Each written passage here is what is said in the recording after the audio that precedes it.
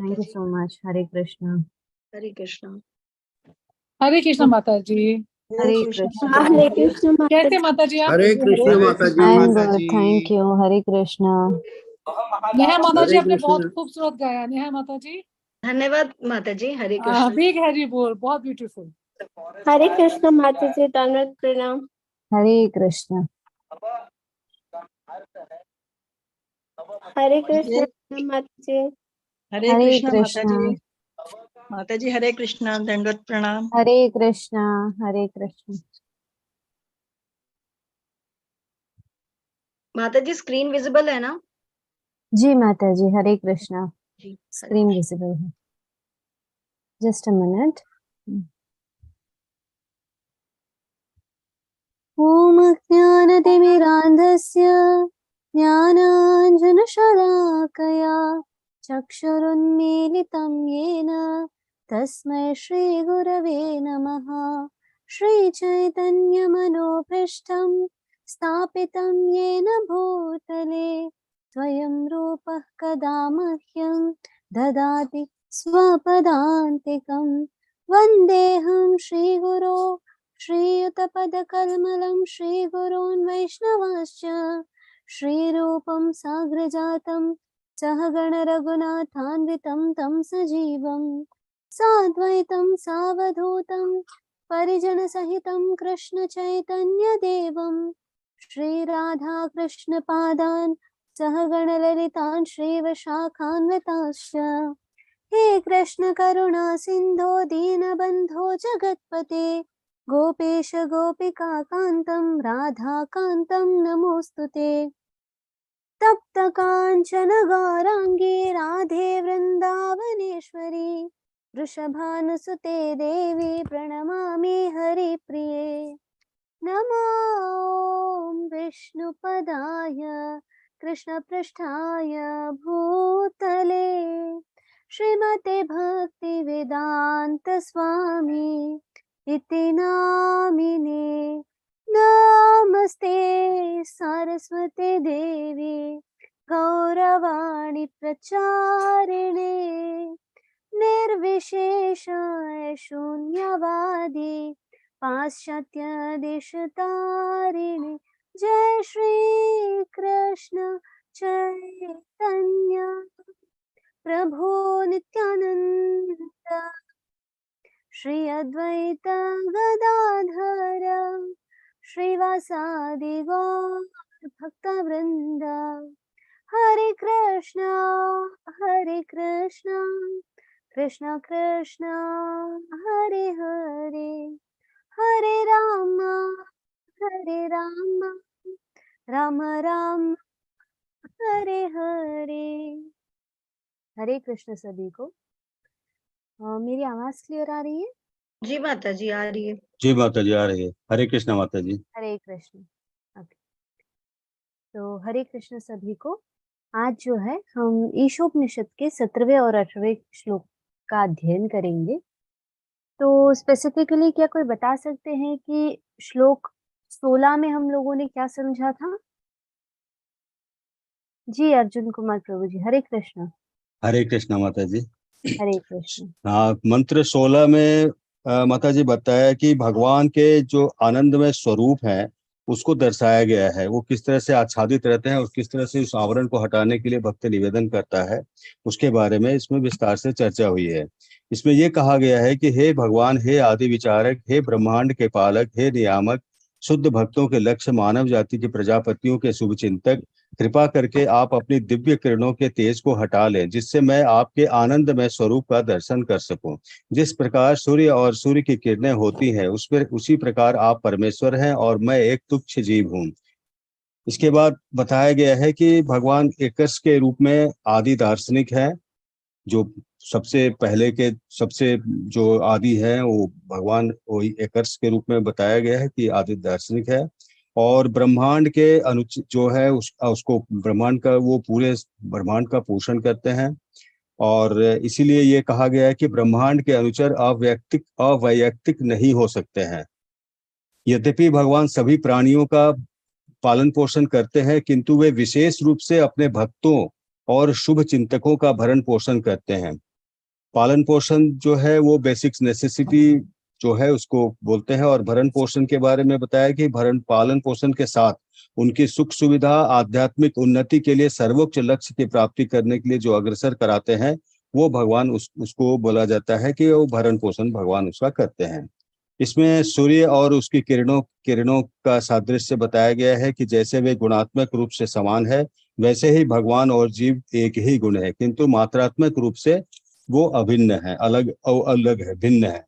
ब्रह्म और ब्रह्म ज्योति के बारे में बताया, विस्तार से बताया गया। और 6 गुण भगवान और जीव के साथ समान है और मात्रा के रूप में वे अलग है। ब्रह्म संहिता में चिंतामणि 5.29 में इसके बारे में विस्तृत से किया गया है। और ब्रह्म ज्योति को और विस्तार से कहते हुए कहा गया है कि ब्रह्म संहिता में गोलोक वृंदावन से निकलने वाली किरणों के रूप में वर्णित है। जैसे सूर्य की किरणें सूर्य की से निकलती है, उसी प्रकार भगवान को ब्रह्म ज्योति से आच्छादित रहते हैं। परमात्मा नियंत्रक है और आत्मा नियंत्रित है परमात्मा से, इसलिए सभी चीजों के नियंता है वो भगवान है। भगवान हमेशा अपने भक्तों की मदद करते हैं, उनके हृदय में आवश्यक ज्ञान का आयात करते हैं, जैसे बुद्धि योग और भक्ति योग से। भगवान ही बुद्धि योग देते हैं, भक्ति योग देते हैं, जिससे जो भक्त है वो परमात्मा की ओर अग्रसर होता है, अपनी भक्ति में आगे बढ़ता है। जिससे शुद्ध भक्त हुए बिना भगवत प्राप्ति नहीं हो सकती है। वह ब्रह्म ज्योति और परमात्मा के बीच में ही विचरते रहते हैं और भगवान से उसका सादृश्य उसका मेल नहीं हो पाता है जब तक वो सिद्ध भिन्न भक्त नहीं हो सकता है। भगवान के बारे में बताया गया कि भगवान अनंत ज्ञान है, भगवान में सामर्थ्य है, शक्ति है, ऐश्वर्य है, बल है और प्रभाव है। ये विष्णु पुराण से संदर्भ में दिया गया है। और ईशोपनिषद में कहा गया है भगवान का भ का मतलब है जो पूरी तरह से भरण करता है, जैसे अभिभावक। और ग का मतलब है पथ प्रदर्शक या सृष्टा जो बताता है।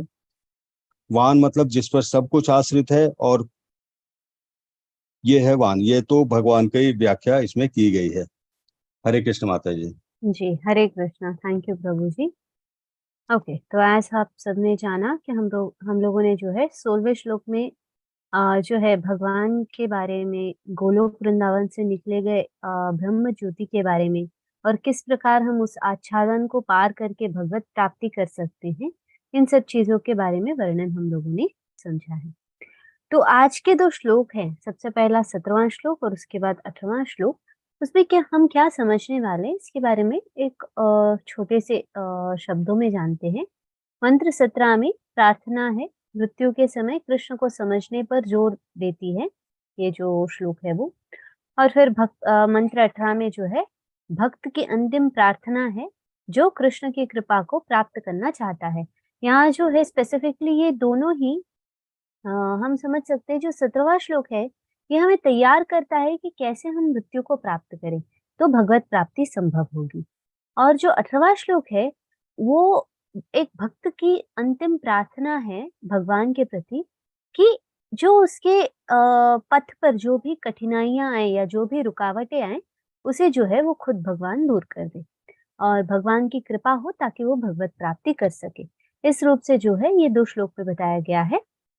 17वें श्लोक में ये बताते हैं कि किस प्रकार हम मृत्यु को प्राप्त करें तो भगवत प्राप्ति संभव है। और दूसरा जो श्लोक है 18वां, उसमें जो है एक भक्त क्या अंतिम प्रार्थना है कृष्ण के प्रति कि वो जो भी कठिनाइयां और रुकावटें या बाधाएं आती हैं भगवत प्राप्ति के मार्ग पे, उससे जो है उसे बाहर निकाले। तो ये स्पेसिफिकली जो है आज के 2 श्लोकों का एक सारांश रूप है।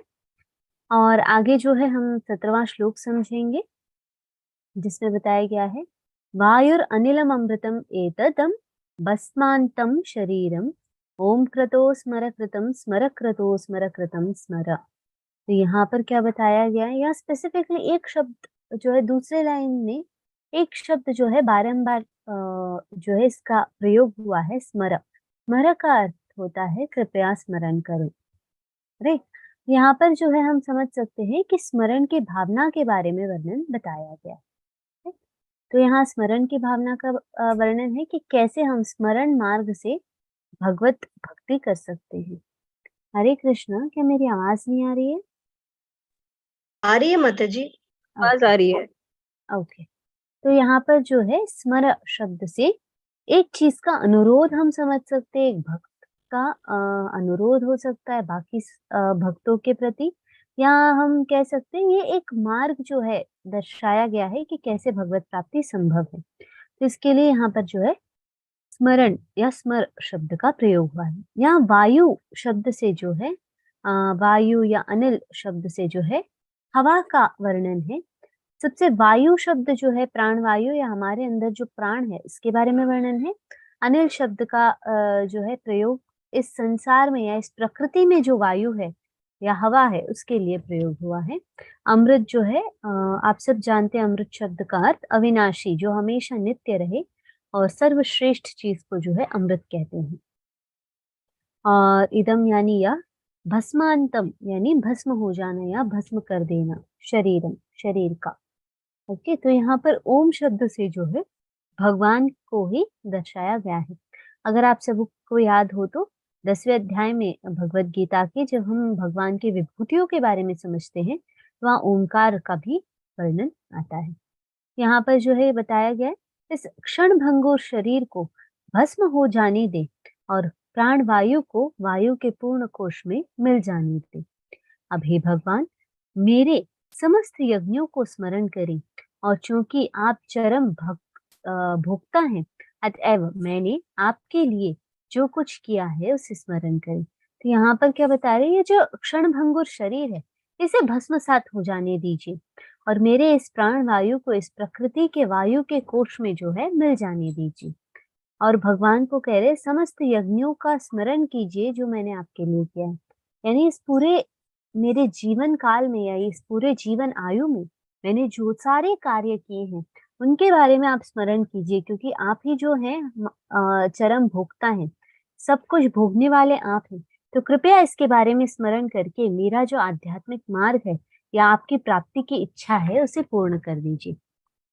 तब यहाँ पर ये जो यज्ञ शब्द का प्रयोग हुआ है ये किन चीजों के लिए हुआ होगा, किस प्रकार के यज्ञ का वर्णन यहाँ पर इस यज्ञ शब्द से किया गया है। क्रतो शब्द जो है हमारे कार्यों को वर्णित करता है, क्रतो या कृतम। तो यहाँ पर जो है ये स्पेसिफिकली जो शब्द है यज्ञ, तो किस प्रकार के यज्ञों को वर्णन करता है, कोई बता सकते हैं? जी राम प्रभु जी, हरे कृष्णा। हरे कृष्णा माता जी, दंडवत प्रणाम। हरे कृष्णा, बताइए।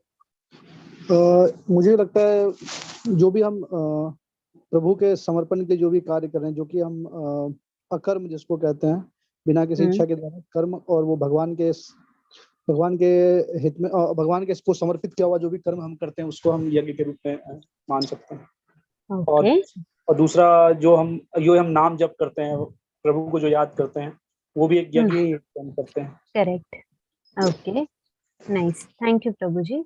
हरे कृष्णा। तुलिका माता जी, अनम्यूट कर सकते हैं आप।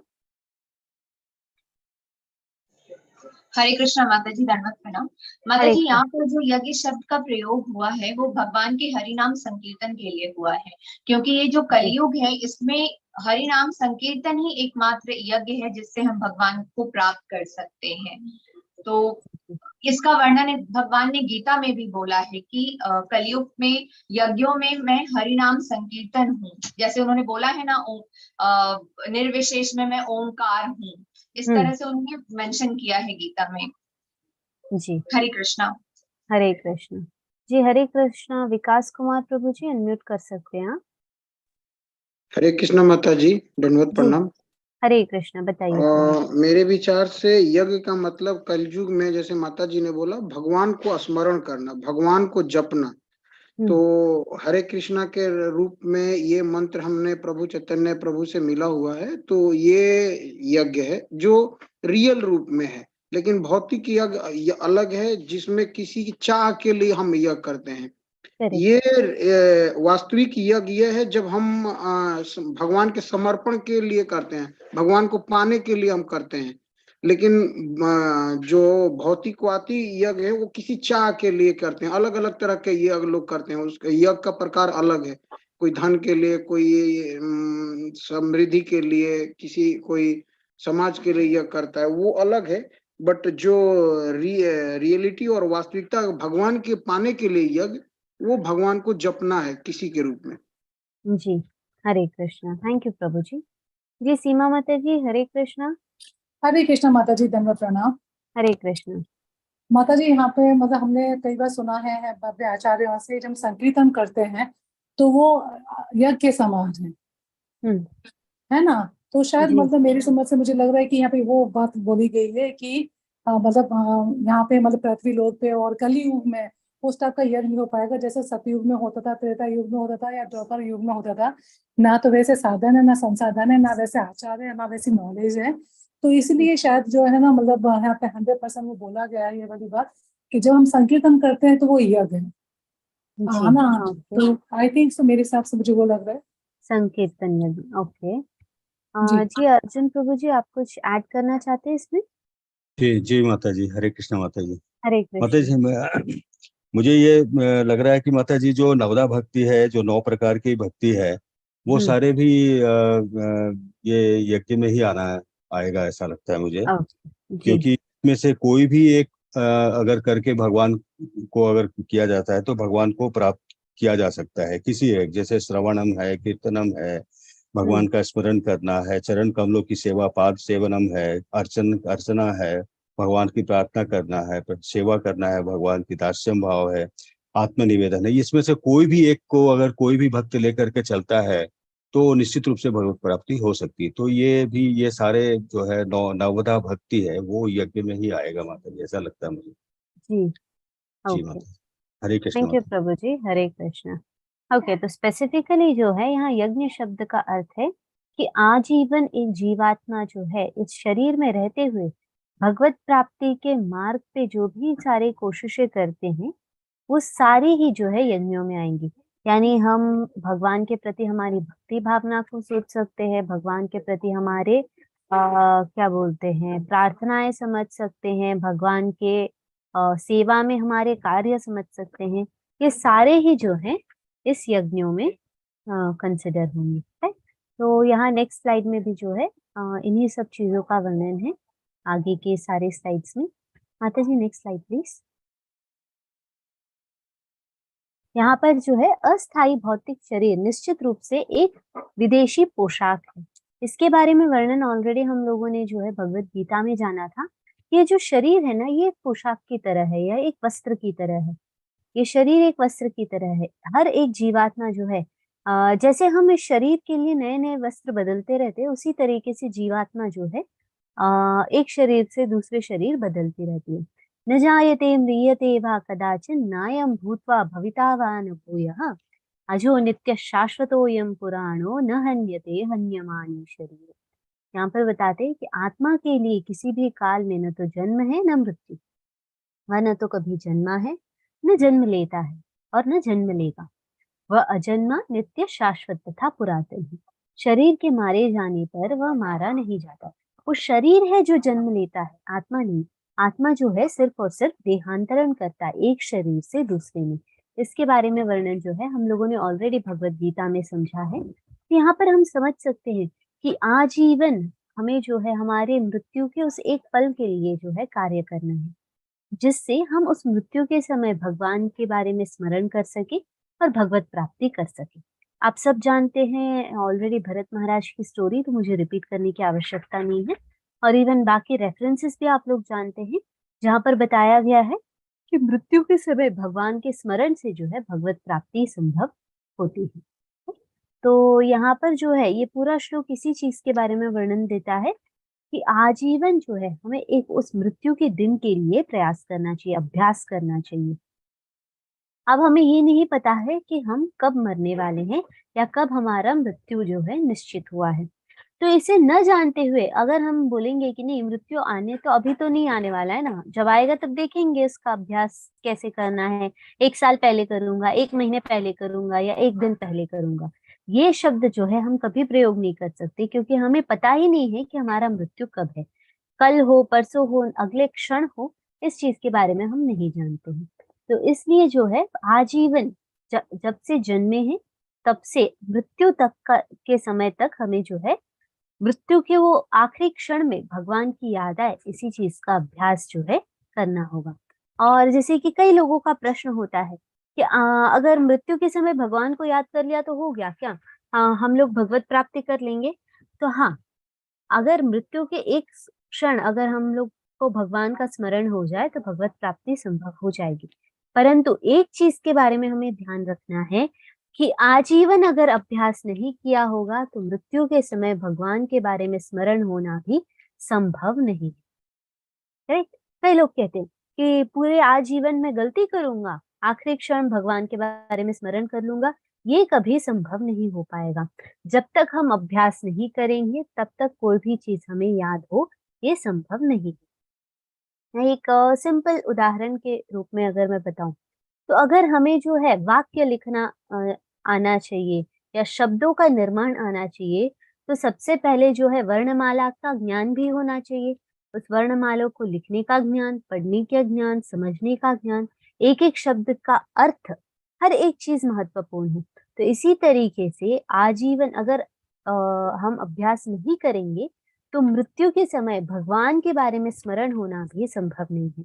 तो आजीवन जो हम भक्ति सेवा कर रहे हैं, ग्रंथों का अध्ययन कर रहे हैं, शास्त्रों का अध्ययन कर रहे हैं और भगवान के प्रति कार्य कर रहे हैं भगवान की सेवा के रूप में, ये सारे जो है वही चरण है जिससे हम मृत्यु के समय भगवान का स्मरण संभव हो सके। इसका हम प्रयास कर रहे हैं। ये पूरा आजीवन जो है वो एक अभ्यास है। यहाँ पर जीवन की पूर्णता का वर्णन है। बहूनाम जन्मनामन्ते ज्ञानवान माम प्रपद्यते वासुदेव सर्वमिति स महात्मा सुदुर्लभः। यहाँ पर कहते हैं अनेक जन्म जन्मांतर के बाद जिसे सचमुच ज्ञान होता है वह मुझको समस्त कारणों का कारण जानकर मेरी शरण में आता है।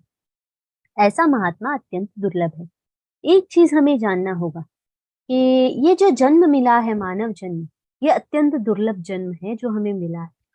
तो कई जन्म जन्मांतर के बाद जो है ऐसा एक जन्म मिलता है मानव का और एक सचमुच ज्ञान उससे प्राप्त होता है उस जीवन में।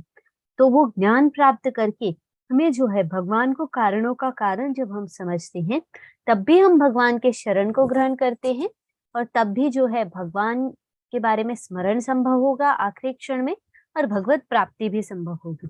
जब तक हम भगवान के वास्तविकता को या भगवान के उस वास्तविक रूप को नहीं जान पाएंगे, भगवान को उनके वास्तविक आधारों के साथ, गुणों के साथ नहीं जान पाएंगे, तब तक ना हम भगवान के शरण ग्रहण कर पाएंगे, न ही भगवत भक्ति में या भगवान के आध्यात्मिक दर्शन कर पाएंगे। तो ये एक चीज हमें समझना चाहिए, ये जो जन्म मिला है ये बहुत ही महत्वपूर्ण है। इस जन्म का जो है सही प्रयोग करें और भगवत प्राप्ति करें। राइट? ये मानव जन्म अत्यंत दुर्लभ है और इस जन्म को हम अगर प्राप्त किए हैं तो हम लोगों ने कोटि कोटि जो है एक पुण्य कार्य किया होगा इस जन्म को प्राप्त करने के लिए, या प्रगति में इतने जो है हम आगे बढ़े हैं। तो अभी भी जो है हमें कभी भी अपने आप को पीछे नहीं ले जाना है इस भौतिक सुखों के कारण।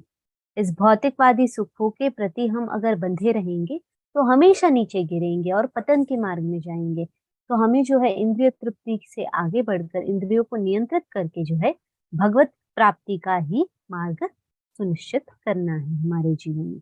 राइट? तो ये जीवन की पूर्णता का वर्णन है। अगले स्लाइड में जो है अगला जीवन कौन सा होगा, वो किस तरीके से तय होता है, इसके बारे में वर्णन है जो ऑलरेडी मैंने आप लोगों को अब बताया है।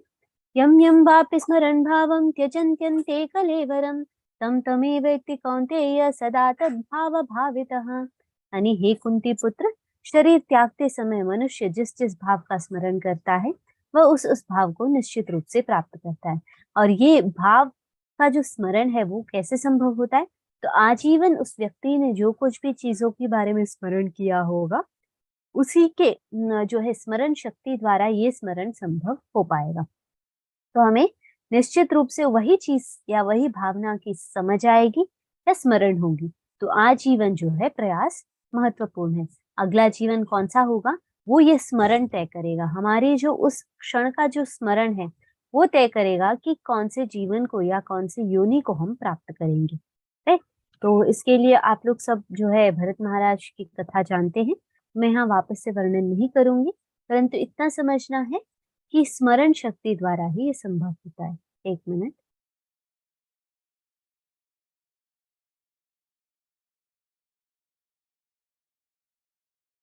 तो यहाँ पर जो है इस चीज के बारे में वर्णन है। नेक्स्ट जो है बताया गया है कि कैसे हम अभ्यास करें। बोलो कृष्ण, भजो कृष्ण, करो कृष्ण शिक्षा। ठीक है, कि हमारे आजीवन जो है अगर हमें अभ्यास करना है तो किस रूप से करना है। तो यहाँ बताया गया है, मन्मना भव मद्भक्तो मद्याजी माम नमस्कुरु मामे वैश्यस्युक्तत्वेन आत्मना मत्परायणः। यहाँ पर कहते अपने मन को मेरे नित्य चिंतन में लगाओ, मेरे भक्त बनो, मुझे नमस्कार करो और मेरी ही पूजा करो।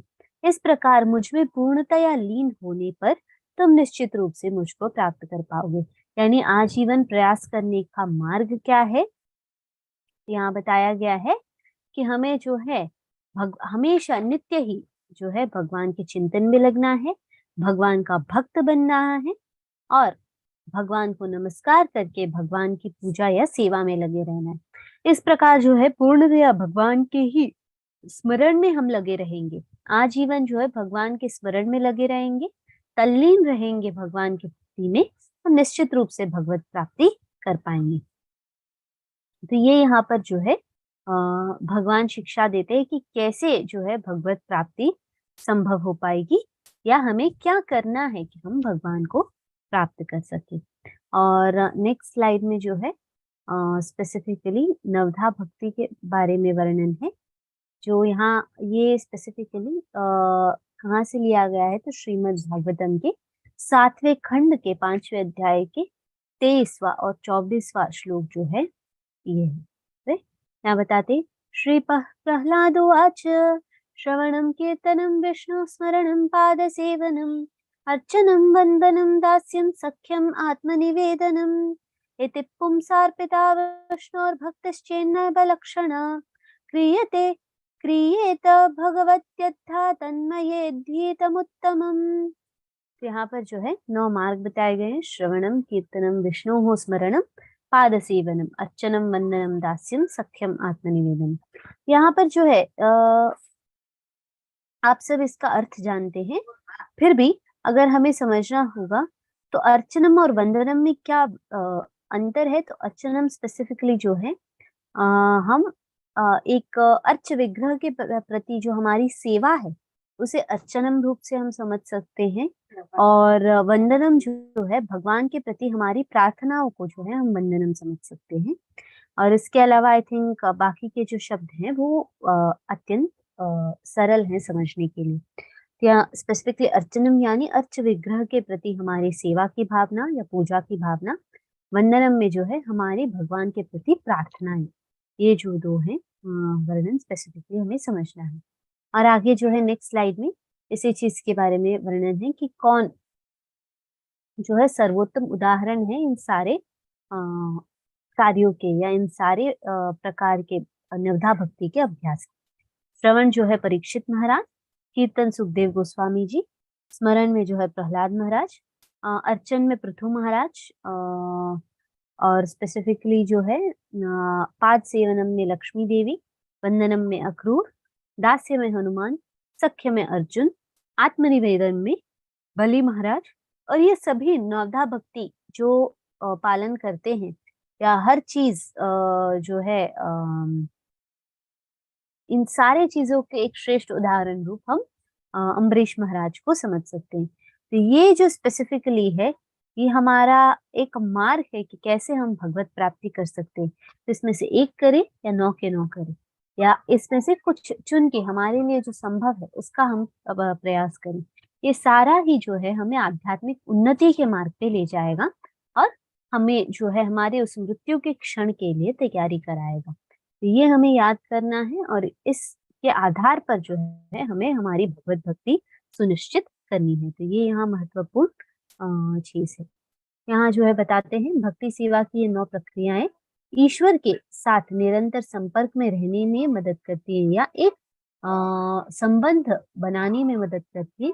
इस तरह अपने जीवन के अंत में उसके लिए प्रभु को याद करना आसान होगा। अगर कोई व्यक्ति ये नवधा भक्ति के मार्ग का जो है पालन करता है आजीवन, तो वो भगवत भक्ति में सुनिश्चित रहता है और उसके लिए जो है मृत्यु काल में भगवान का स्मरण आसान होगा।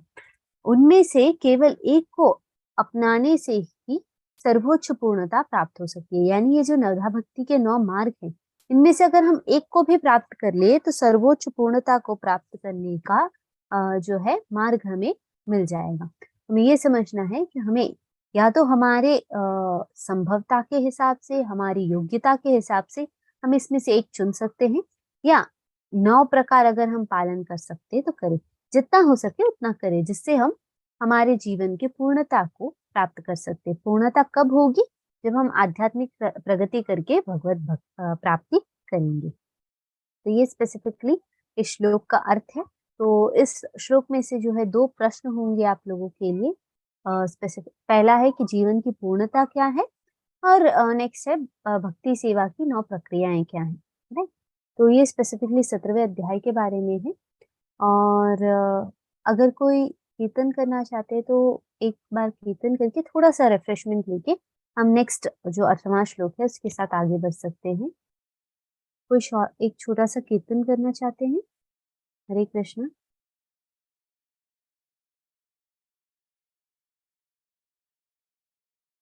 हरे हरे कृष्ण। कृष्णा। जिन्हें भी करना है हैंड रेज कर लीजिए। राम प्रभु जी, हरे कृष्णा। हरे कृष्णा माता जी, दंडवत प्रणाम। नरसिंह आरती गा सकते हैं क्या? जी जी जी प्रभु जी। प्रभु जी।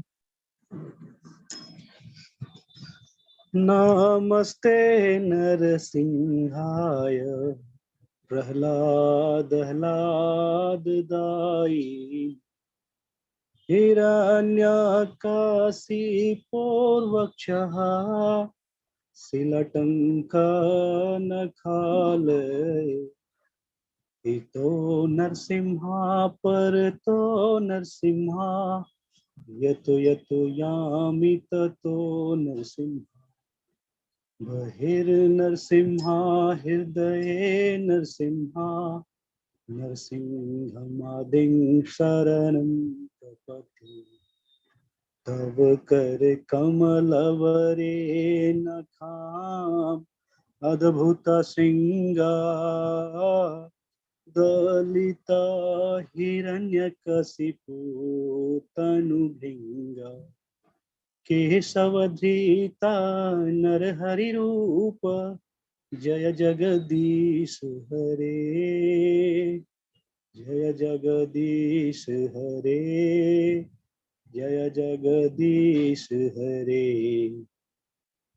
जय नरसिंह देव नरसिंह देव नरसिंह देव जय नरसिंह देव जय प्रहलाद महाराज प्रहलाद महाराज प्रहलाद महाराज जय प्रहलाद महाराज जय जय प्रभुपाद प्रभुपाद गौर हरि बोल हरि बोल हरि बोल निताई गौर हरि बोल। हरे कृष्ण। हरे कृष्ण। थैंक यू प्रभु जी। ओके, तो माता जी नेक्स्ट स्लाइड शेयर कर सकते हैं? जी माता जी।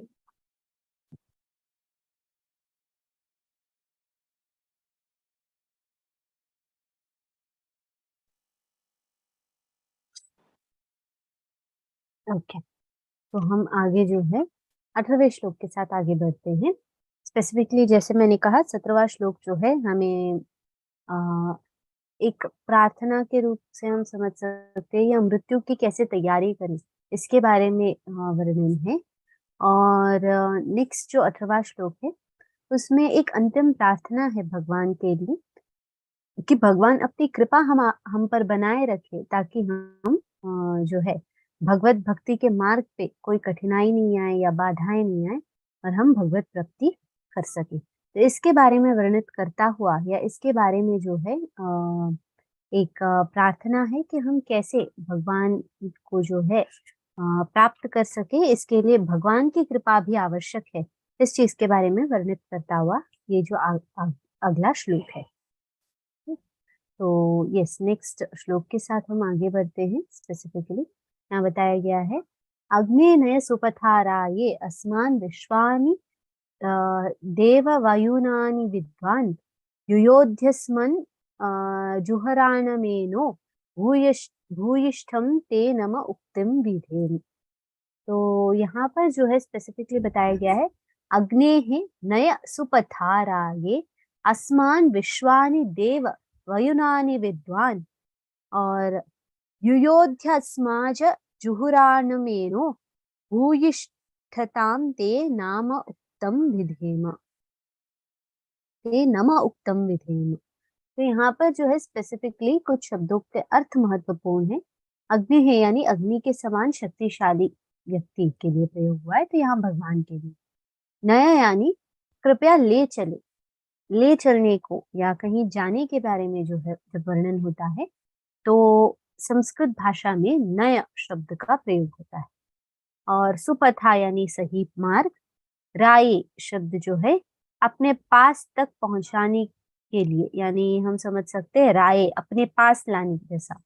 आसमान यानी हमें, विश्वानी यानी समस्त हर जो चीज है इस विश्व में उसे, देव यानी हे भगवान, वयुनानी यानी कर्मों से हम जो कार्य करते हैं उसके आधार पर, विद्वान यानी जानने वाला या ज्ञाता, युयोधि यानी कृपया हटाइए यानी जो चीजें हैं उसे दूर कीजिए, अस्मत यानी हमसे, जुहुराणम यानी मार्ग के सारे अवरोधों को, यानी हमारे मार्ग पे जो आने वाले सारे अवरोध हैं उन्हें कृपया हटा दीजिए, एनह यानी सारी बुराइयां, एना यानी इन्हें के लिए प्रयोग हुआ है, परंतु यहाँ पर इन्हें यानी किस चीज का वर्णन है, तो यहाँ पर बुराइयों का वर्णन है।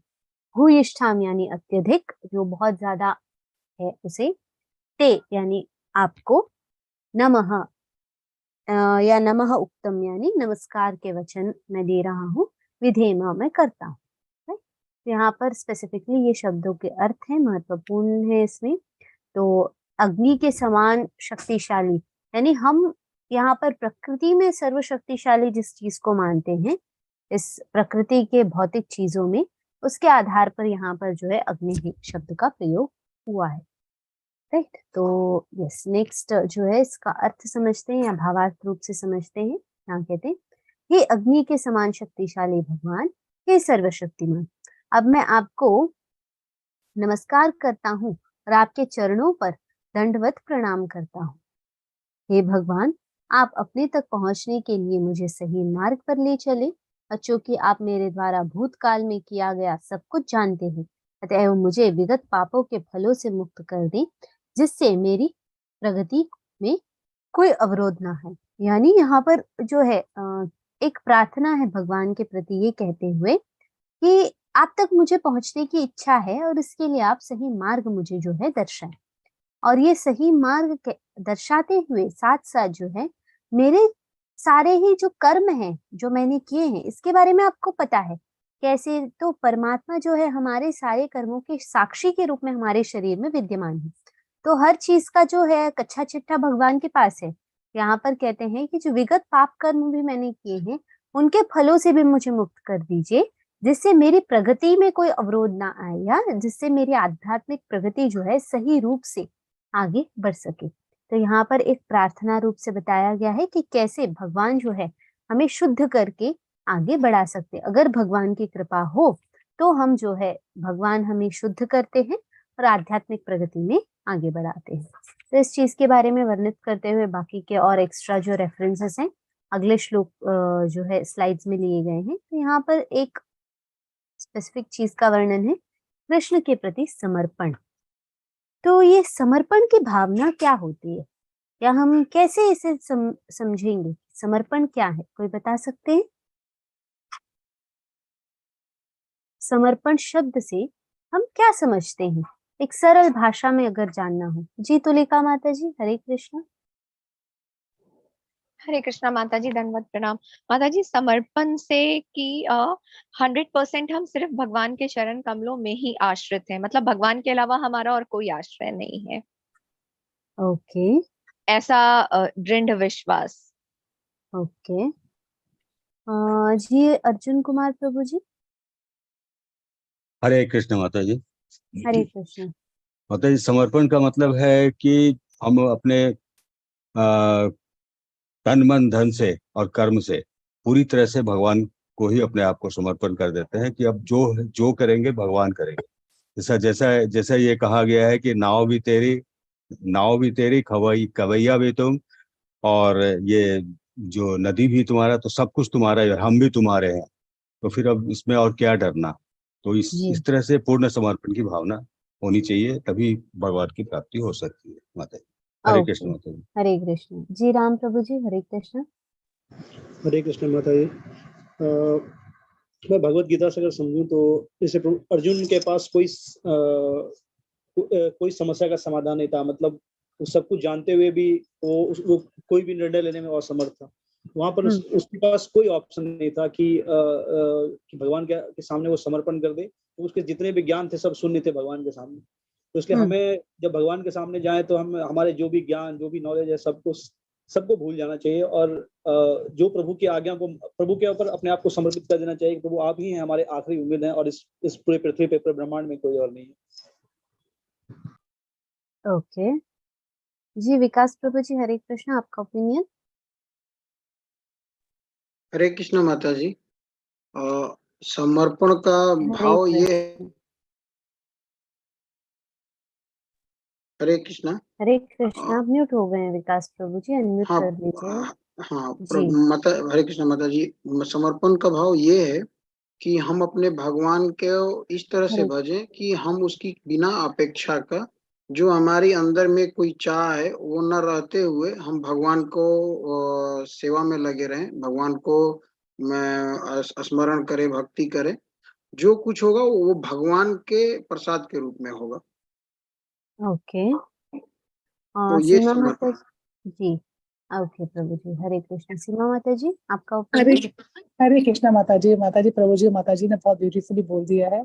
सरेंडर मतलब टोटली सरेंडर करना है, हमें किसी और के बारे में सोचना नहीं, किसी और के बारे में जाना ही नहीं है। तो जो भी करना है हमें कृष्णा जी को ध्यान में रख के ही करना है। जैसे एक बच्चा होता है माता जी, वो अपने मम्मा के ऊपर पूरी टोटली डिपेंडेंट होता है। वो किसी और के बारे में सोचते नहीं और मम्मा उनके हर चीज का ध्यान रखती है। तो माँ होती है बच्चे के खाने पीने का, उसकी दवाई का, उसकी एजुकेशन का, उस हर तरीके का ज्ञान माँ देती है अपने बच्चे को। ऐसे क्योंकि बच्चा ने पूरी टोटली सरेंडर कर दिया है अपनी माँ के ऊपर, वो आश्रित है। तो अगर ऐसे ही हम अपने कृष्णा जी के ऊपर सरेंडर कर देंगे, मतलब समर्पण कर देंगे, तो वो हमारी भौतिक और आध्यात्मिक हर चीज का ख्याल रखेंगे। तो सरेंडर मतलब टोटली 100% सरेंडर।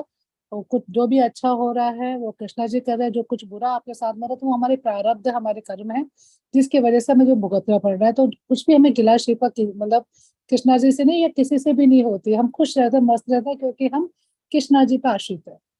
जी ठीक है माता। हरे कृष्णा। हरे कृष्ण। जी निधि माता जी आपका ओपिनियन। हरे कृष्ण माता जी। जी समर्पण यानी पूरी तरह से भगवान को समर्पित हो जाना, भगवान की सेवा करना, कृष्ण के ही यानी कृष्ण के लिए ही सब कुछ करना। और यदि कुछ अच्छा भी होता है तो वो भी कृष्ण ही की से ही होता है, और यदि कुछ गलत भी होता है उसमें भी कुछ अच्छा ही होगा करके वो भी सही है, कृष्ण ने किया है वो भी सही है मानकर चलना, पूरी तरह से कृष्ण जी को समर्पित हो जाना। Okay ji. थैंक यू माता जी। मधु माता जी आपका ओपिनियन। हरे कृष्ण माता जी। अगर समर्पण को हम संधि विच्छेद करें माता जी, तो ये सम और अर्पण है। मतलब सब कुछ आपको अर्पित कर दिया है, भगवान को दे दिया है। तो हमारा तो कुछ यहाँ पे है ही नहीं, तो भगवान का जो कुछ है वो भगवान को ही हमें देना है। तो मन, कर्म और वचन जो भी हम हमारे बस की बात है वो सभी हम भगवान को देते हैं माता जी। तो ये जो भाव है वो समर्पण है माता जी। जी हरे कृष्ण ओके। माता जी। हरे कृष्णा। थैंक यू माता जी। पिंकी माता जी हरे कृष्ण। आपका ओपिनियन पिंकी सिंह माता जी। हरे कृष्णा माता जी, दंडवत प्रणाम। हरे कृष्ण। माता जी, समर्पण का अर्थ भगवान के प्रति, जैसे मीराबाई जी मतलब कहते हैं कि मेरे गिरधर गोपाल दूसरा न कोई, मतलब सिर्फ मेरे गिरधर गोपाल ही है और कोई नहीं है। जी ओके जी। आप जो भी समर्पण है, मतलब भगवान आप जिस भी रास्ते ले जाएं, भगवान मैं बस उस पर विश्वास रख के रहूं। ओके हरे कृष्ण। जी, हरे कृष्णा। थैंक यू माता जी। मित्तल माता जी। हरे कृष्ण माता जी। हरे अ, कृष्णा। समर्पण यानी जैसे सभी भक्तों ने कहा है उस प्रकार ही और एक बात है कि हम जो भी कार्य करते हैं वो कृष्ण भगवान को याद करके सिर्फ उनके लिए हम करते हैं, उसी भाव से करते हैं। हरे कृष्ण। जी, थैंक यू। हरे कृष्णा। मानसी माता जी, आपका ओपिनियन? आई थिंक 2 और हरे हैं। कृष्णा माता जी। जी। मेरे हिसाब से जैसे नवजात बच्चा होता है, जब वो पैदा होता है तो वो पूरी तरीके से अपने माँ पिता पे ही समर्पित होता है। उसे इवन भूख भी लगा रहेगा तो खुद से कुछ खा पी नहीं सकता, और उसको कुछ अगर परेशानी हो रही है तो खुद से हल नहीं कर सकता है। वो खाली मतलब रो के अपनी माँ को बुलाता है, मुझे हेल्प करो, अपने पापा को बुलाता है, मुझे हेल्प करो। तो वो एक समर्पण है। जी, हरे कृष्ण। ओके। थैंक यू माता जी। हरे कृष्ण। सुरेखा माता जी, हरे कृष्ण। हरे कृष्ण माता जी। जी, हरे कृष्ण। समर्पण का मतलब अपना सब कुछ अपने आप को समर्पित करके भगवान की शरण ग्रहण करना। ओके जी माता जी, थैंक यू। रेखा माता जी, आपका ओपिनियन? हरे कृष्ण माता जी। समर्पण का मतलब माता जी अपने को पूर्ण रूप से भक्ति में ले जाके भगवान के चरणों में समर्पित कर देना, जिस तरह से कि हम एक दूध में पानी डालने के बाद हम दूध और पानी को अलग नहीं कर सकते, इसी तरह से हमें भी भगवान की भक्ति से अपनी पूर्ण भक्ति भगवान के लिए समर्पित कर देनी चाहिए, जो भगवान हमारा ध्यान रखें हर तरह से। जी, स्पेसिफिकली जो है समर्पण शब्द का अर्थ है कि हमारे जीवन का जो भी सब कुछ है, सब कुछ भगवान को सौंप देना, एक आसान शब्दों में। जी सॉरी, आई थिंक रोहन प्रभु मिस हो गए। हरे कृष्णा। रोहन प्रभु जी, आपका ओपिनियन?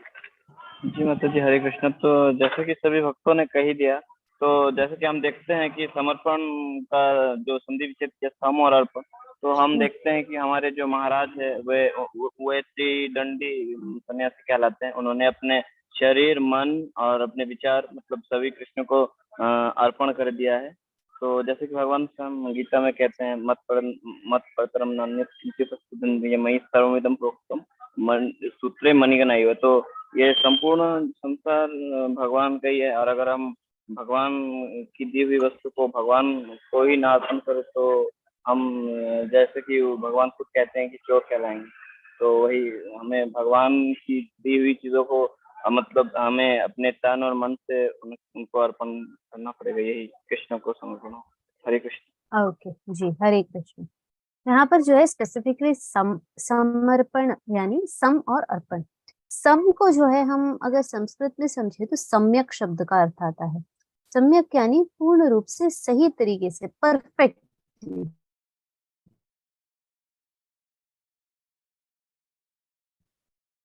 सम्यक यानी परफेक्ट जो होता है उसके लिए प्रयोग होता है।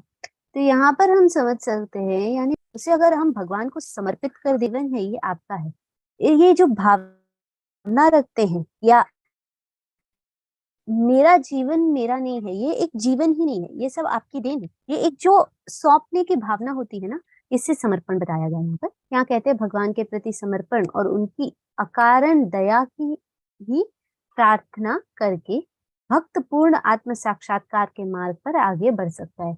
यानी भगवान को समर्पित होके और भगवान के कृपा द्वारा ही भक्त जो है आत्म साक्षात्कार या आध्यात्मिक प्रगति कर सकता है। भगवान को अग्नि के रूप में संबोधित किया जाता है क्योंकि वह समर्पित आत्मा के पापों सहित कुछ भी जलाकर राख कर सकते हैं। यानी जो आत्मा समर्पित हो जाए, या अगर कोई आत्मा है जो भगवान के प्रति समर्पित हो जाए, तो भगवान जो है उसके सारे जो कर्म है जो उसे बांधते हैं, उन सारे कर्मों से, सारे बाधाओं से, कठिनाइयों से जो है दूर कर देते हैं। कैसे? तो इन सारे कठिनाइयों को, कर्मों को, इन सबको जला देते हैं। इसीलिए जो है यहाँ अग्नि शब्द से भगवान को संबोधित किया है। नेक्स्ट स्लाइड में जो है आगे बताते हैं। माता जी नेक्स्ट स्लाइड प्लीज। हरे कृष्ण। माता जी नेक्स्ट स्लाइड प्लीज। मेरी आवाज आ रही है? जी माता जी। Okay yes thank you. एक स्लाइड मिस हुआ है क्या? नहीं, ओके डन।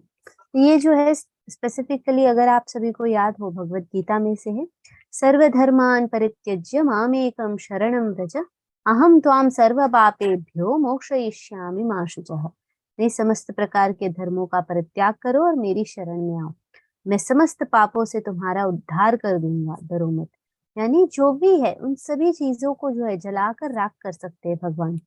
भगवान के पास ये शक्ति है कि उनके आगे जो समर्पित हो जाए, अपने आप को सौंप दे, तो उस व्यक्ति को जो है भगवान अपने शरण में ग्रहण करके उसे जो है आध्यात्मिक प्रगति करा सकते हैं, या भगवान के असीम कृपा द्वारा जो है ये संभव हो पाएगा कि हम भगवान के साक्षात दर्शन करें या आध्यात्मिक प्रगति करें। तो इसका वर्णन जो है इवन 18th जो अध्याय है भगवद गीता का, उसमें भी यही वर्णन है। सर्वधर्मान परित्यज्य, या धर्म शब्द से जो है हमारे सारे ही जो कार्य हैं इस संसार में, हमारी रिस्पॉन्सिबिलिटीज हो, हमारे कर्म हो, इन सभी चीजों को भगवान के प्रति सौंपने का वर्णन है। यहाँ पर इसका अर्थ ये नहीं है कि हम जन्मे हैं और हम हमारा कर्तव्य ना करें। यहाँ जो है कर्तव्य को भगवान के प्रति समर्पित करने के लिए है, कर्तव्य को छोड़ने की बात नहीं हो रही है। तो इस चीज के बारे में समझे। परित्याज्य यानी भगवान को समर्पण के रूप में जो है उसका परित्याग करना है, ना कि हमें जो है इन सारे या हम समझ सकते हैं इन धर्मों के फलों को, या इन धर्मों से हमें जो कुछ भी मिलेगा उसको हमें जो है कभी भी अपने साथ बंधने नहीं देना है। इसका अर्थ नहीं है कि हम हमारा कर्तव्य ही ना करें। कर्तव्य हमारा है जो हमें करना है, जो भगवान द्वारा ही नियुक्त है, राइट। तो ये यहाँ वर्णन बताया गया है। नेक्स्ट स्लाइड में जो है दूसरे अध्याय के 64th श्लोक में से है भगवद गीता के, राग द्वेष विमुक्तैस्तु विषयानिन्द्रियैश्चरन् आत्मवश्यै विधेयात्मा प्रसादमधिगच्छति। यानी किंतु समस्त राग तथा द्वेष से मुक्त एवं अपने इंद्रियों को संयम द्वारा वश में करने में समर्थ व्यक्ति भगवान की पूर्ण कृपा प्राप्त कर सकता है। यानी यहाँ पर जो है हमें भगवान को जो है आकर्षित करने के लिए, भगवान के समर्पण में जाने के लिए, शरणागत होने के लिए जो है भगवान की कृपा प्राप्त करने के लिए और कुछ नहीं परंतु द्वंद्व गुणों से मुक्ति, राग द्वेष, इच्छा द्वेष, सुख दुख, मान अपमान, ये सारे जो द्वंद्व गुण हैं इनसे मुक्ति और इंद्रियों से संयम। अगर हम ये दो चीज प्राप्त कर ले तो हम भगवत भक्ति में भी लगे रहेंगे और भगवत प्राप्ति के मार्ग पे भी आगे बढ़ पाएंगे। तो इस चीज का वर्णन भगवत गीता के दूसरे अध्याय के 64th श्लोक में से है। नेक्स्ट जो है बताया गया है कि भगवान पूरी तरह से समर्पित आत्माओं का जो है प्रभार लेते हैं, या हम कह सकते हैं कि अगर एक जीवात्मा जो है अगर भगवान के प्रति शरणागत हो तो उसका जो भी भार है, उस व्यक्ति का जो भी मतलब चीज है, वो हर चीज जो है भगवान की रिस्पॉन्सिबिलिटी हो जाती है, या भगवान ही उसके जो है हम समझ सकते हैं एक मूल ले लेते हैं, या वो अपने हाथों में उसका अधिकार ले लेते हैं। तो श्री ईशोपनिषद के इस मंत्र में भक्त भगवान से प्रार्थना करता है कि वह उसे अपने हृदय में से जो है ठीक कर दे, या हृदय से जो है उसके अंदर जो अंधकार की भावना है या अज्ञान रूपी जो अंधकार है उसे प्रकाशित करके ज्ञान से पूर्ण रूप से जो है उसे स्वच्छ बना दे या शुच बना दे। शुचि जो है आभ्यंतर शुचि की जो आवश्यकता है उसे प्रदान करे। तो इसके बारे में यहाँ वर्णन है। नेक्स्ट जो स्लाइड में है यहाँ पर दो तरीके बताए गए हैं कि हम भगवत प्राप्ति कैसे कर सकते हैं। यहाँ सबसे पहला ये है कि संतों, शास्त्रों, आध्यात्मिक गुरुओं द्वारा गुरु साधु शास्त्र, ये 3 मार्ग हैं जिससे हम जो है आध्यात्मिक प्रगति में कर सकते हैं।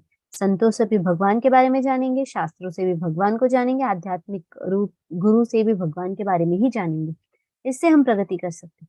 दूसरा है स्वयं भगवान जो सबके हृदय में निवास करते हैं, इनके बारे में जो है एक आत्म साक्षात्कार प्राप्त करना, या हमारे हृदय में जो भगवान है इनके बारे में अगर हम आत्म साक्षात्कार प्राप्त करेंगे तब भी हम भगवत भक्ति में या आध्यात्मिक प्रगति कर पाएंगे। तो भक्त ही हर प्रकार से रक्षा होती है, भक्त की हर प्रकार से रक्षा होती है। वैदिक ज्ञान पारलौकिक है और इसे सांसारिक शैक्षिक प्रक्रियाओं द्वारा नहीं समझा जा सकता है।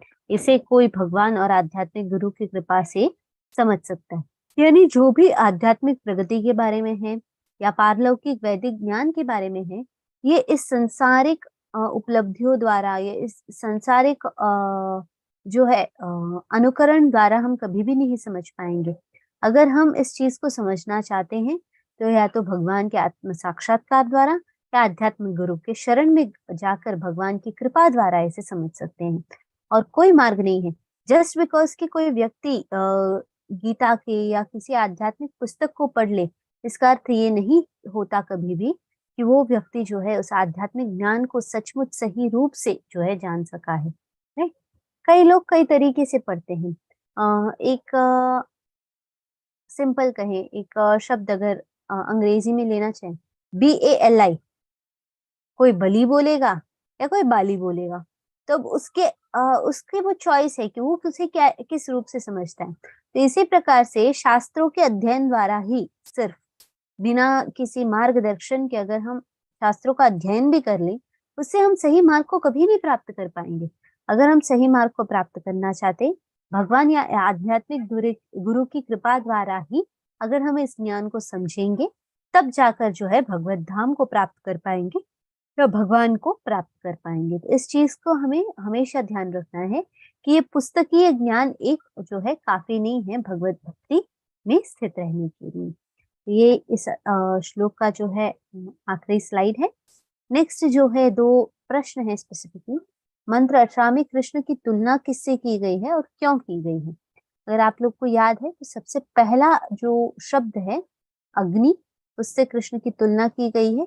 क्यों की गई है इसके बारे में आप सोचेंगे।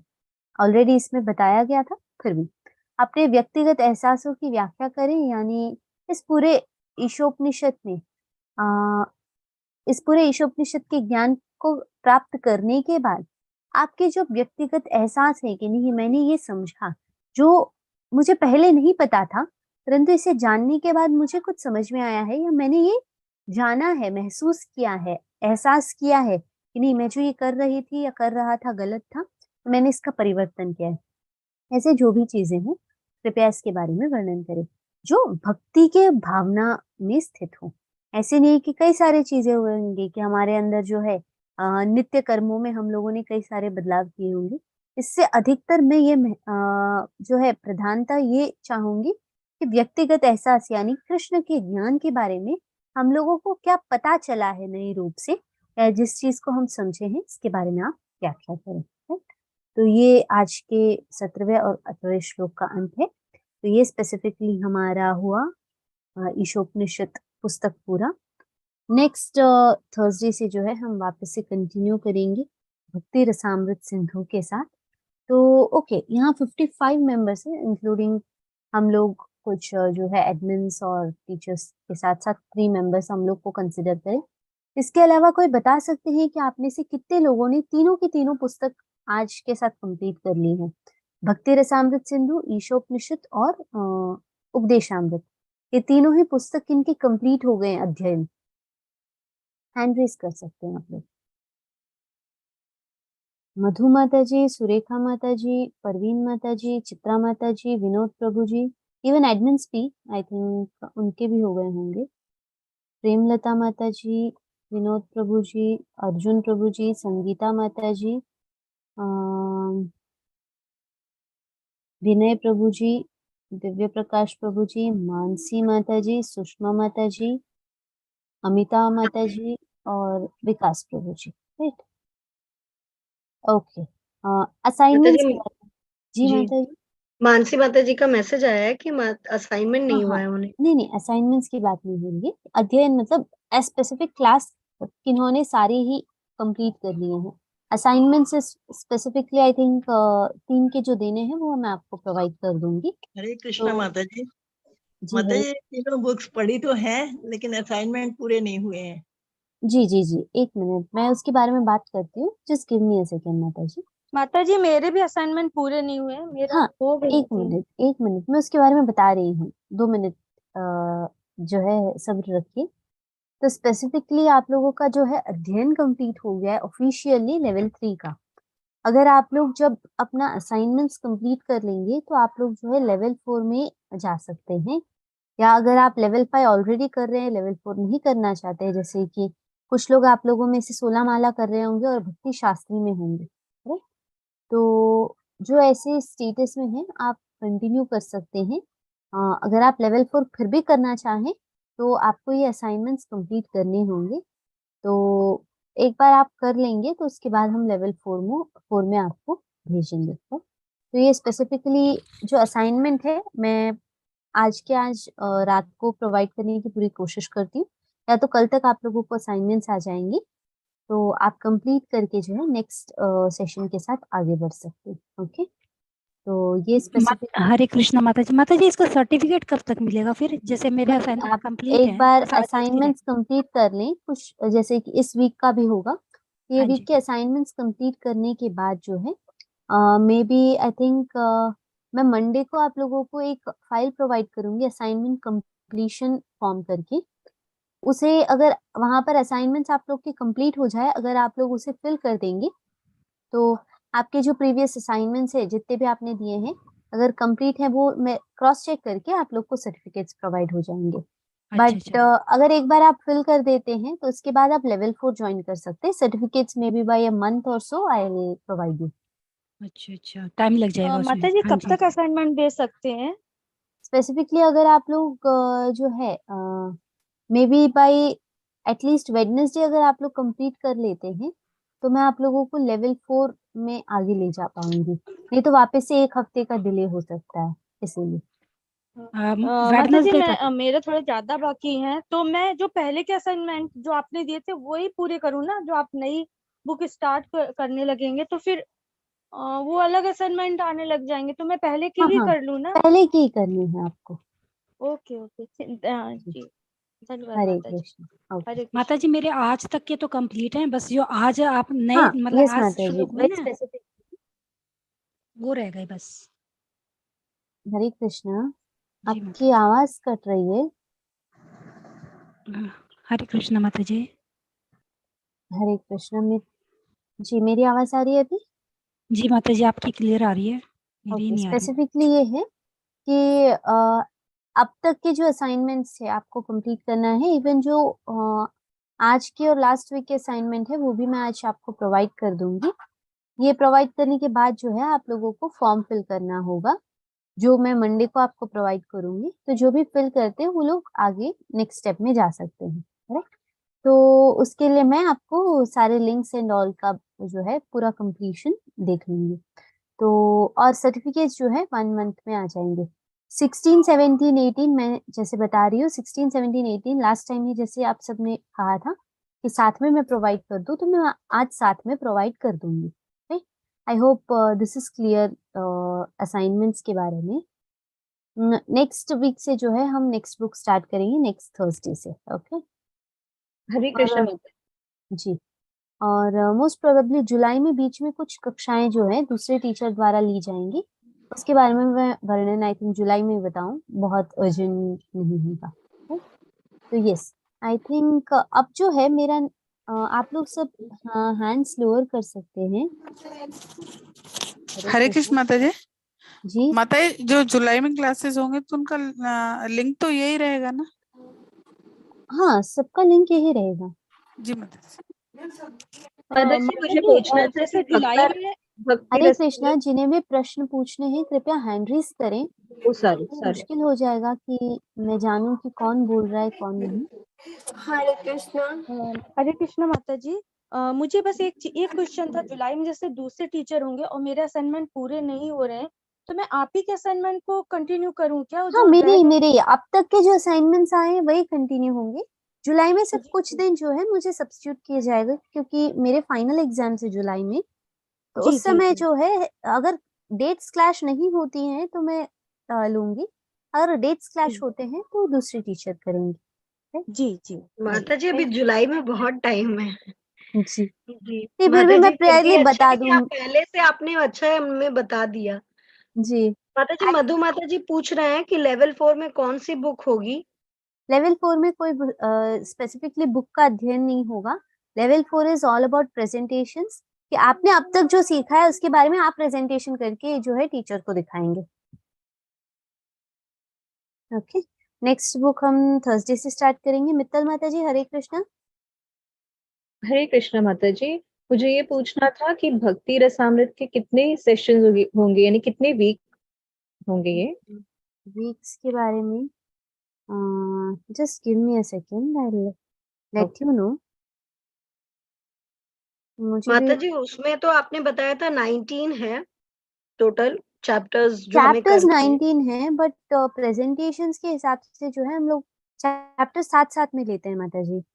तो उस बेसिस पे मैं आपको अगर डेट वाइज ऐसे बता दूं तो कितने वीक्स हो सकते हैं, I just let you no.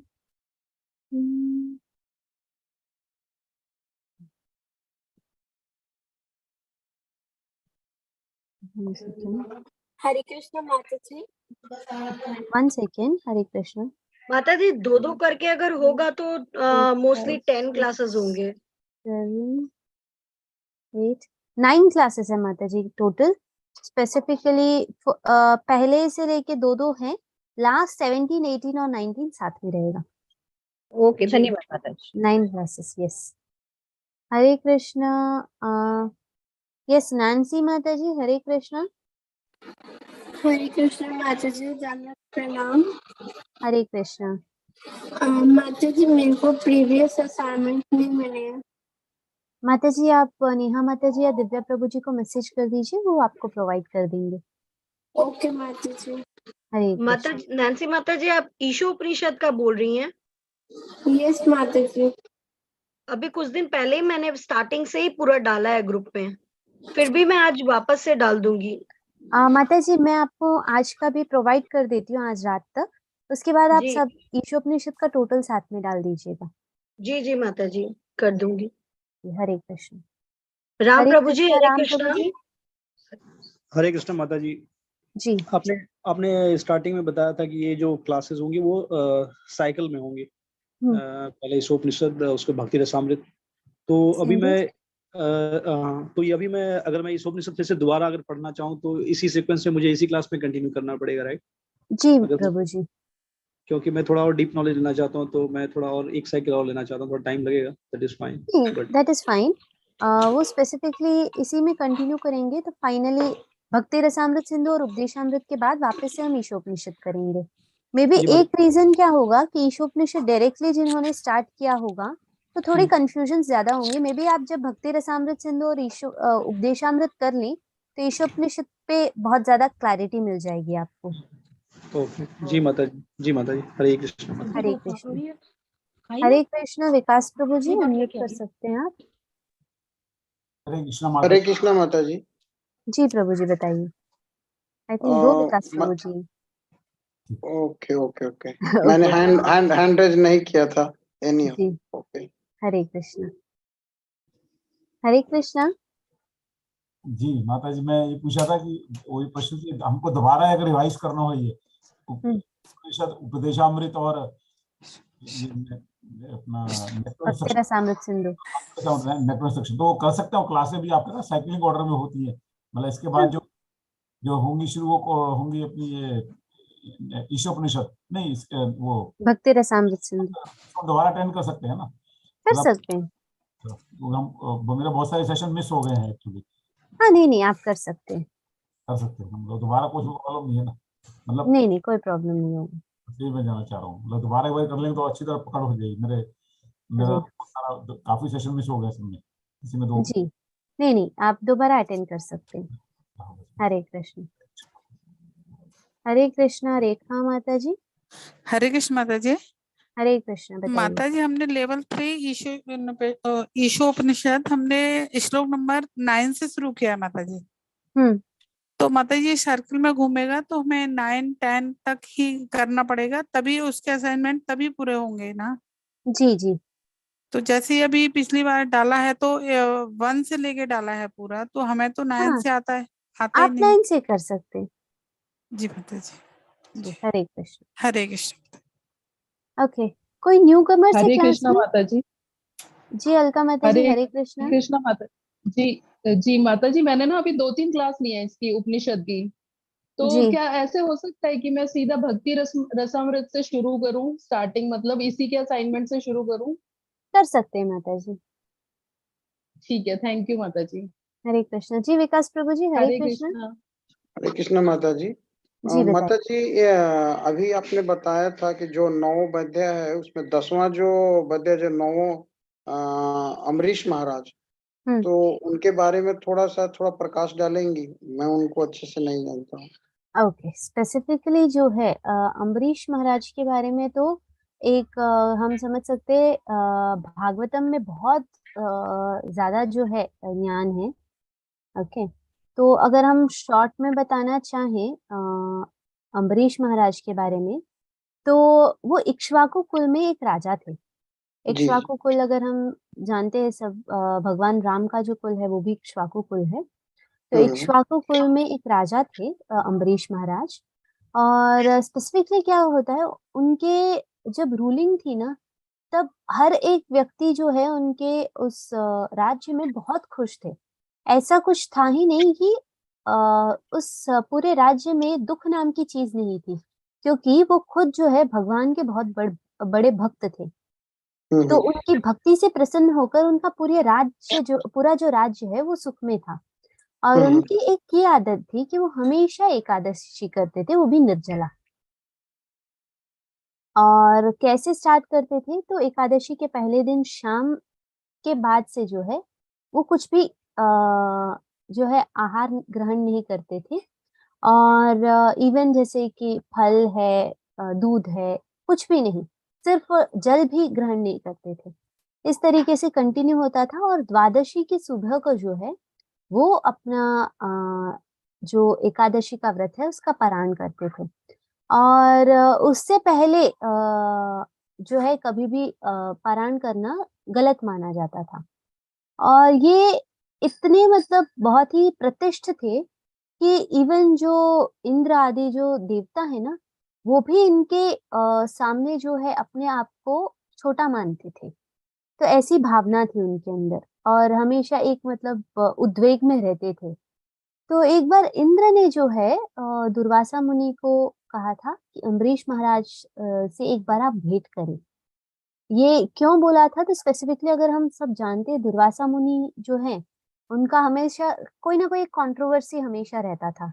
जहां पर भी जाते क्रोध बहुत था, तो किसी ना किसी कारण कोई ना कोई बाधा उत्पन्न करते थे। ये कहीं ना कहीं इंद्र का जो छोटा सा अहंकार था, इस कारणवश वो दुर्वासा मुनि को कहते हैं कि जाइए और अम्बरीश महाराज से भेंट कीजिए। तब दुर्वासा मुनि जाते हैं अम्बरीश महाराज के महल में, और वो एकादशी का दिन होता है, और एकादशी के पारण काल के कुछ समय पहले वो वहां पहुंचते हैं। और वहां पर क्या होता है कि अम्बरीश महाराज के साथ कई और व्यक्ति जो है साथ मिलकर द्वादशी के पारायण के लिए साथ मिले होते हैं। कई सारे जो है गुरु शिष्य आदि बहुत सारे लोग होते हैं। और तब क्या होता है कि वो आते हैं तो अम्बरीश महाराज उनकी मतलब पूरी सेवा में लगते हैं। और तब है ना दुर्वासा मुनि ये कहते हैं कि ठीक है, मुझे जो है मेरे नित्य कार्य पूरे करने, स्नान आदि मैं करके आता हूँ, उसके बाद साथ में द्वादशी का पारायण करेंगे। तो अम्बरीश महाराज मानते हैं, और ऊपर से अम्बरीश महाराज के पास कोई चॉइस भी नहीं रह जाता है, क्योंकि इतने बड़े मुनि उनके पास आए हैं, तो he has to respect him. एक मर्यादा की भावना में स्थित होकर वो जो है मानते हैं।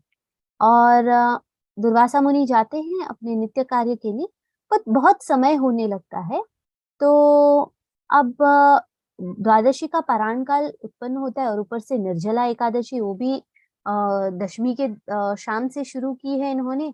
तो अब इनकी हालत सब लोग समझते हैं कि कितनी कठिन होगी।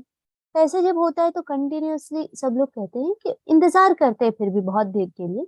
पर जब नहीं आते दुर्वासा मुनि, तो सब लोग अम्बरीश महाराज को सलाह देते हैं कि आप भोजन आदि जो महाप्रसाद है वो दुर्वासा मुनि के साथ ग्रहण कीजिए, परंतु एटलीस्ट अपना जो एकादशी का व्रत है उसका पारण जल ग्रहण करके कर लीजिए। तो वो जल ग्रहण करने जाते ही हैं कि उसी समय जो है दुर्वासा मुनि वहां पहुंच जाते हैं और उनके क्रोध से जो है वो जो है राजा को खरी खोटी सुनाते हैं, श्राप देते हैं और अटैक करते हैं। ऐसे बहुत सारी चीजें होती हैं। और क्या होता है, अम्बरीश महाराज जो है ना पूर्ण रूप से भगवान के प्रति समर्पित थे। उनकी भक्ति ऐसी थी कि पूर्ण रूप से वो समर्पित थे भगवान के प्रति। तो भगवान को इसके कारण जो है क्रोध आता है और वो अपने सुदर्शन चक्र को जो है दुर्वासा मुनि के पीछे लगा देते हैं और सुदर्शन चक्र रुकता ही नहीं है। वो हर जगह जाते हैं, दुर्वासा मुनि भागते हुए इससे बचने के लिए वो इवन शिव जी के पास जाते हैं, ब्रह्मा जी के पास जाते हैं, सबके पास जाते हैं। बट फाइनली शिव जी कहते हैं कि देखो ये हमसे नहीं रुकने वाला है, अगर रुकना चाहते हो तो विष्णु के पास जाइए। तो जब विष्णु जी के पास जाते हैं वैकुंठ में, तो भगवान श्री हरि कहते हैं कि मैं भी कुछ नहीं कर सकता, मैंने तो छोड़ दिया, अब अगर तुम चाहते हो ये रुके तो जाओ अम्बरीश महाराज से क्षमा प्रार्थना करो। तो ये दुर्वासा मुनि जाते हैं, अम्बरीश महाराज से क्षमा प्रार्थना करते हैं। तब अम्बरीश महाराज के कहने पर जो है ये सुदर्शन चक्र रुकता है और वापस भगवान के पास जाता है। तो ये स्पेसिफिकली अम्बरीश महाराज के अंदर जो एक भक्ति की भावना थी भगवान के प्रति, इसके बारे में दर्शाती है कि इतने बड़े भक्त थे, इतनी भक्ति में वो लीन थे कि भगवान ने उनको जो है उनको कुछ गलत बता दिया या कह सके उनके अपमान के लिए भगवान ने अपने सुदर्शन चक्र लगा दिया दुर्वासा मुनि के पीछे। तो इस प्रकार से ये पूरी स्टोरी जाती है और भी कई सारे चीजें हैं जिसके बारे में वर्णन है। मेजरली ये इम्पोर्टेंट स्टोरी होती है अम्बरीश महाराज के लाइफ में, जो हम सब समझने की कोशिश करते हैं। हरि बोल माता जी, बहुत बहुत धन्यवाद। हरे ये एपिसोड तो मालूम था, लेकिन अभी आप अच्छे तरह से बताई तो रियलाइज भी हो गया। तो वो जो ऐच्छिक उनका वंश है वो भी याद आ गया, तो अभी लिंक हो गया पूरा तरह से। जी, बहुत बहुत धन्यवाद। हरे कृष्णा। कोई और प्रश्न है? अन्यथा हम आज की कक्षा यहाँ पूर्ण करते हैं। माता जी और हैंड रेज नहीं है। ओके माता जी, आई थिंक मुझे भी कोई स्पेसिफिक चैट बॉक्स में नहीं है। वाञ्छकल्पतरुभ्यश्च कृपा सिन्धुभ्य एव च पतितानां पावनेभ्यो वैष्णवेभ्यो नमो नमः। अनंत कोटि वैष्णव वृंद की जय। श्रील प्रभु